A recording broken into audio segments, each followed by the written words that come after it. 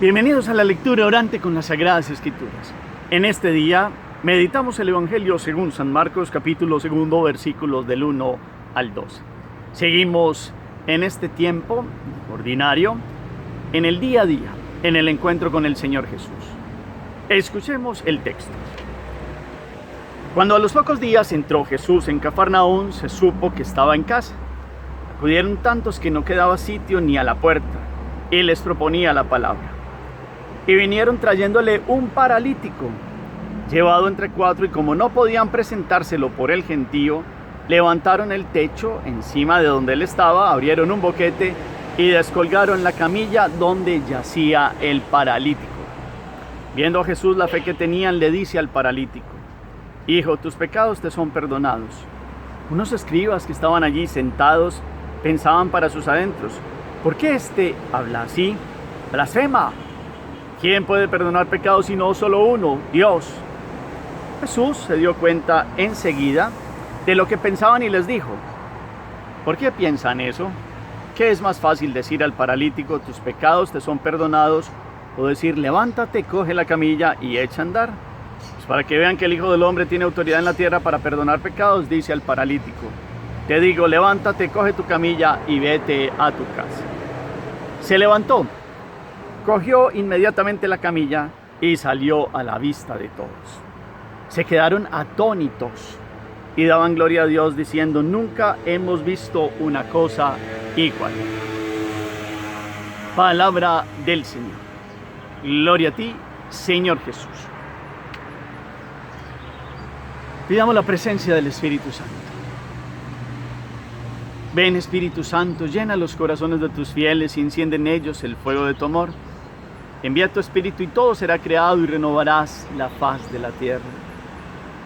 Danos la sabiduría y la comprensión de la Escritura, que podamos comprender tu mensaje, vivirlo y escuchar a Jesús, que sigue tocando nuestro corazón. Que podamos responder a la voluntad de Dios con toda la fuerza del corazón. Amén. ¿Qué dice el texto? Ese es el primer movimiento, capítulo 2 de Marcos, versículos del 1 al 12. ¿De qué está hablando? ¿Dónde vuelve Jesús? ¿Qué pasa allí donde está Él? ¿Quiénes acuden? ¿Qué hace Él? ¿A quién traen? ¿Quiénes traen a un personaje? ¿Qué pasa con este personaje? ¿Qué le dice Jesús a este hombre? ¿Cómo reaccionan algunos que están allí? ¿Qué piensan para sus adentros? Jesús, ¿cómo reacciona a estos pensamientos de ellos? ¿Qué les dice? ¿Cómo responde? ¿Qué le dice al que está allí, que le han llevado? ¿Y qué pasa con él? ¿Y cómo reaccionan los demás? Miremos todos los elementos. Como siempre, varias lecturas, lo bajamos y lo meditamos con la memoria, y lo bajamos de la mente al corazón. Meditemos el texto. Hemos escuchado la curación de un paralítico en Cafarnaún. Había mucha gente. Él llegó a la casa en Cafarnaún. Acudieron tantos que no quedaba sitio ni en la puerta. Metámonos como en el contexto. Es un gentío impresionante. No tienen ni por dónde entrar a donde estaba Jesús, pero Él les proponía la palabra. Él es el verbo, Él es la palabra. Seguimos escuchando eso. No perdamos el hilo conductor. Él habla, es el enviado, es el verbo de Dios. Propone la palabra. Lo sigue haciendo. Ustedes y yo todos los días tomamos la palabra. Nos sigue proponiendo la palabra. Primer línea de meditación. ¿Quiere usted en este día aceptar que Jesús le siga proponiendo su palabra? Él la sigue haciendo. Pues me imagino yo que si usted toma esta lección divina, o si la hace en la Eucaristía, o si diariamente toma las Sagradas Escrituras, es porque quiere dejar que Jesús le proponga sus palabras de amor. Quiere seguir escuchando esta propuesta, la mejor, la más grande. Hay muchas propuestas y hay muchos personajes que proponen cosas como llamativas en el mundo, pero hay solo uno que tiene palabras de vida eterna, nos lo dice San Pedro en el capítulo 6 de Juan. Solo tú tienes palabras de vida eterna. Él propone la palabra. usted este año 2023 quiere dejarse, o más bien tener en cuenta que la mejor propuesta es la palabra de Dios que nos da Jesucristo. Es Él el que habla, es Él el que sigue tocando el corazón. ¿Cómo vamos a meditar aquello? Esa es la primera línea de meditación. La segunda es seguir mirando el contexto. El paralítico que le traen no puede entrar porque hay mucha gente. Y hay una actitud muy bella de los que traen al paralítico. Hacen lo que sea, para que este hombre pueda llegar delante de Jesús. No importa los obstáculos. Segunda línea de meditación. ¿Qué hacemos ustedes y yo como estos 4 hombres para acercarnos a Jesús, no importando los obstáculos que nos pone el mundo? ¿Cuáles son esos obstáculos? ¿Cómo los vencemos hoy? Meditación para el corazón. ¿Cómo vencer estos obstáculos? Aquí el contexto de la casa es, podían levantar algo del techo y entró directamente a la presencia de Jesús.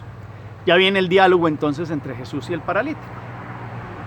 Jesús de una, viendo la fe que tenían, y lo dice en plural, mirando a estos hombres y al paralítico, le dice: tus pecados están perdonados.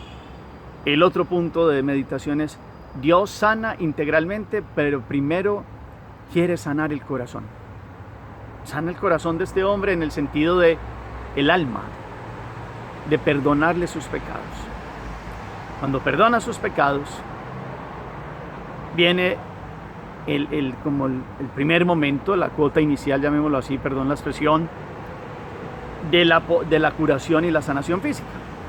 Y aquí hay un contexto. Están unos que murmuran porque se dicen para sí: ¿quién perdona pecados si no solo Dios? Y eso es verdad. El problema es que ellos no creen todavía que Jesús es el Hijo de Dios. Y lo que va a hacer es les va a decir: vea, es que yo soy Dios.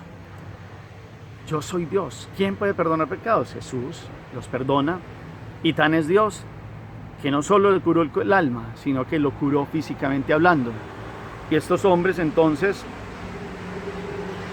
ven toda esta situación que pasa. Aquí hay una situación que dice: para que vean que el Hijo del Hombre tiene autoridad en la tierra para perdonar los pecados, dice al paralítico: te digo, levántate, coge tu camilla y vete a tu casa. El otro orden de la meditación entonces es: Jesús tiene la autoridad de decirnos a nosotros hoy: levántate, coge tu camilla y vete a tu casa. ¿De qué nos tenemos que levantar? ¿De qué postración? Siempre lo meditamos cuando llega este texto. Y es enfático y lo volvemos a hacer, y hay que hacerlo porque tristemente a veces caemos en los mismos y repetidos pecados. ¿De qué le tenemos que decir a Jesús que reconocemos que son nuestros pecados?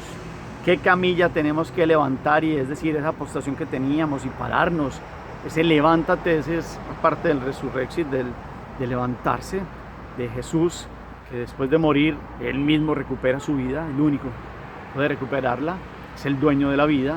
Pues Él nos permite levantarnos de la postración, tomar las camillas, la camilla que hemos tenido ahí como para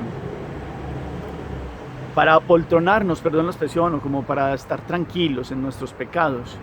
Y resulta que Dios quiere hoy que salgamos de esa pasividad y de esa postración que ha generado nuestras opciones de soberbia, de lujuria, de envidia, de pereza, de ira, también de egoísmos, de venganzas, de gula, de tantas situaciones que vienen a la vida que nos postran.